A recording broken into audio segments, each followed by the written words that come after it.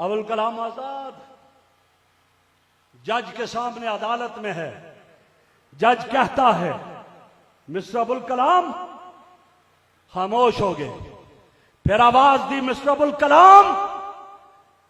فرمایا میرا نام لو جو میرے ماں باپ نے میرا نام رکھا ہے. کہا کیا نام ہے؟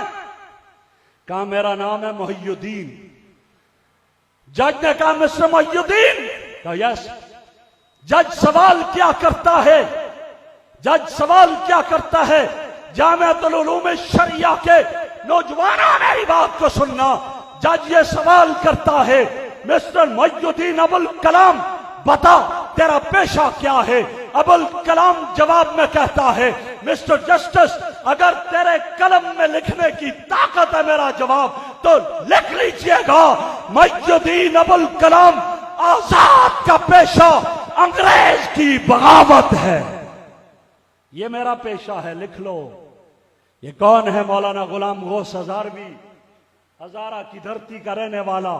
ایک ہی بیٹا لا علاج ہو گیا, بیمار ہے, نزک عالم طاری ہے.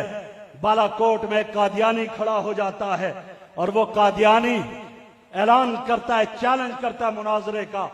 ایک آدمی آیا, وفا پہنچا, دروازے پہ دستک دی. باہر آئے, کیا حضرت آج تو پیغمبر کی ختم نبوت خطرے میں ہے, کیا ہو گیا؟ کہا اللہ دتا نامی آیا ہے, مناظرے کا چیلنج کیا ہے. مولانا غلام غوث ہزاروی اٹھتے ہیں, نکلے وہاں سے, آئے, وفا دوراہ میں پہنچے. بیٹا آخری لمحات میں ہے, پیچھے آدمی پہنچا, بیٹے کا انتقال ہو گیا. تھوڑی دیر کھڑے ہوئے, موبائل کا دور تو تھا نہیں, سواریاں عام تو نہیں تھی. کہا ایسا جاؤں بیٹے کو کفن دوں, نماز جنازہ پڑھاؤں, دفن کروں؟ پھر کہا نہیں, ادھر ختم نبوت کا مسئلہ ہے. کہا جاؤ میرے بیٹے کو دفن کر دینا, جنت میں ملاقات ہو جائے گی. میں پیغمبر کی ختم نبوت پہ کسی کتے کو بھونکنے کی اجازت نہیں دے سکتا ہوں. بیٹا چھوڑا, پیغمبر کی ختم نبوت کے لیے چلے گئے.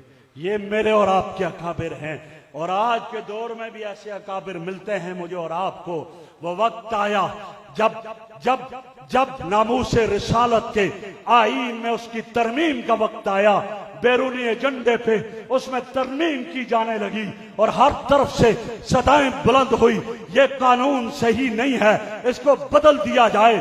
امریکہ, برطانیہ, فرانس کے کہنے پہ ہمارے پہلے حکمرانوں نے جب اس کو بدلنا چاہا تھا, اس وقت وہ مرد آہن مفتی محمود کا فرزند مولانا فضل الرحمان میدان میں نکلا اور اس نے کراچی میں جو اعلان کیا تھا, جس نے ان کے ایوانوں میں زلزلہ برپا کر دیا تھا, کیا کہا تھا؟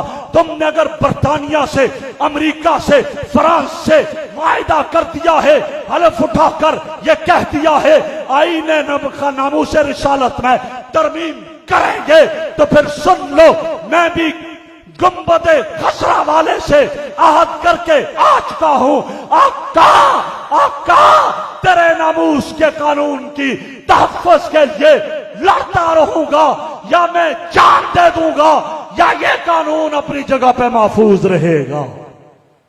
اور پھر وہی وقت آیا کہ وہ ترمیم کرنے والے چلے گئے, لیکن آئین اپنی جگہ پر قائم رہا, ترمیم نہ کر سکے. صحابہ کے انکار کا فتنہ آیا, صحابہ کی توہین کا فتنہ آیا.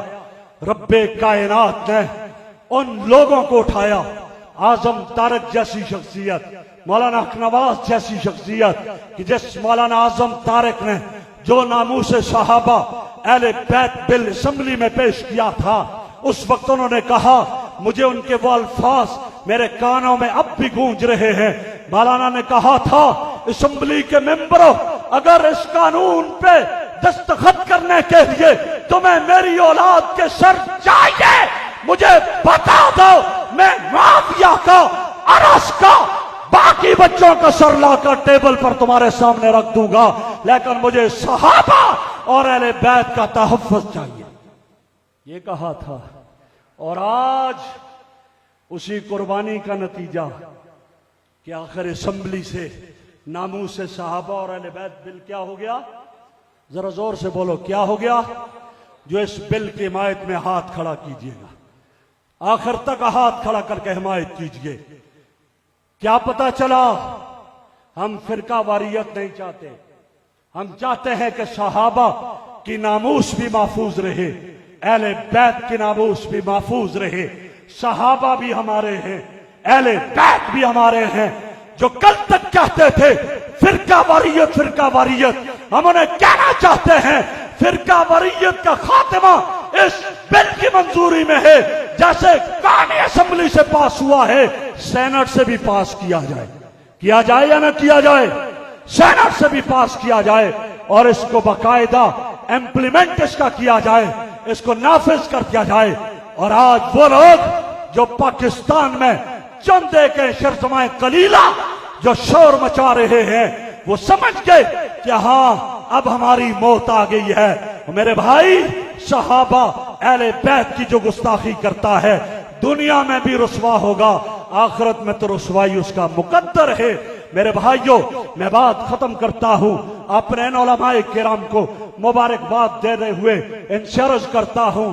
آپ میدان میں آئیں گے، آپ میدان میں نکلیں گے، آپ کو کئی طرح سے جھونکے آئیں گے، ادھر گرانے کی کوشش کریں گے، ادھر گرانے کی کوشش کریں گے، لیکن اپنے اکابر کی تاریخ کو پڑھنا ہے، اپنے اکابر کی تاریخ کو دکھنا ہے، صرف پڑھنا نہیں، صرف دیکھنا نہیں، ان کے نقش قدم پر چلتے ہوئے اپنے اساتذہ سے بھی تعلق رکھنا ہے، اپنے بڑوں سے بھی تعلق رکھنا ہے، اپنے ادارے سے بھی تعلق رکھنا ہے۔ جب اپنے مدرسے کے ساتھ تعلق ہوگا، اساتذہ سے تعلق ہوگا اور اپنے اکابر سے تعلق ہوگا، دنیا کی کوئی طاقت آپ کے پائے استقلال میں لغزش نہیں لا سکتی ہے۔ کریں گے نا انشاءاللہ؟ جب اپنے مرکز سے جڑے رہو گے تو پھر دنیا آپ کا کچھ نہیں بگاڑ سکتی۔ اللہ رب العزت اس ادارے کو دن دگنی رات چگنی ترقی عطا فرمائے۔ میں اپنے بھائی مولانا حماد صاحب کا پھر دل کی اتھا گہرائیوں سے شکر گزار ہوں۔ گزشتہ سال حکم دیا، نہیں آ سکا، اللہ نے اس